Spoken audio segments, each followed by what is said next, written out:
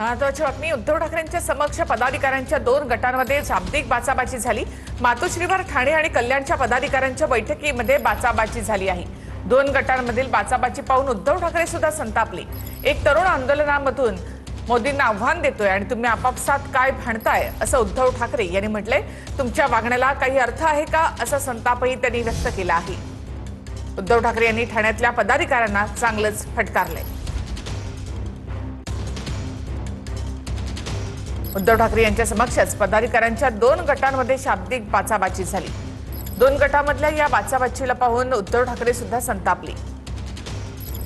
अधिक माहिती आपण घेऊयात आमचे प्रतिनिधी दिनेश दुखंडे यांच्याकडनं। दिनेशजी, काय झालं नेमकं या बैठकीमध्ये? बघा, आज मातोश्रीत ठाणे आणि कल्याण पदाधिकाऱ्यांची बैठक उद्धव ठाकरे यांनी बोलावली होती आणि या बैठकीचा विषय होता 2 दिवसांपूर्वी कल्याण लोकसभा मतदारसंघातील शिवसेना युबीटीतील काही पदाधिकाऱ्यांची पक्षातून हकालपट्टी करण्यात आली होती। या पदाधिकाऱ्यांना बैठकीला बोलावण्यात आलं होतं आणि एकूण विषय हा उद्धव ठाकरे यांच्या उपस्थितीत ही बैठक पार पडत असल्याने पूर्ण विषय समजून घेतला जात होता। या बैठकीदरम्यान उद्धव ठाकरेंच्या समक्षच कल्याण आणि ठाणे पदाधिकाऱ्यांमधील 2 गट यांच्यात शाब्दिक बाचाबाची झाली।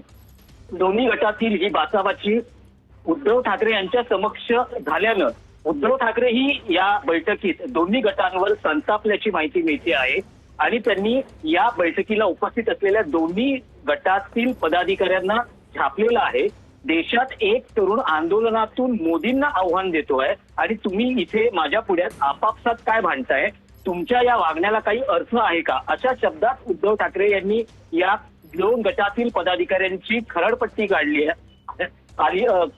काढली असल्याचं कळतं आहे। आणि या बैठकीला ठाणे जिल्हा प्रमुख केदार शिंदे, कल्याण लोकसभा संपर्क प्रमुख गुरुनाथ खोत, आमदार मिलिंद नार्वेकर आणि माजी आमदार विलास पोतनीस हे उपस्थित होते। पण उद्धव ठाकरे यांच्या पुढ्यातच मातोश्रीत या 2 गटांमध्ये वाद झाल्यानं उद्धव ठाकरेही संतापले आहेत आणि या बैठकीत या पदाधिकाऱ्यांना उद्धव ठाकरेंनी थेट सुनावलेलं आहे।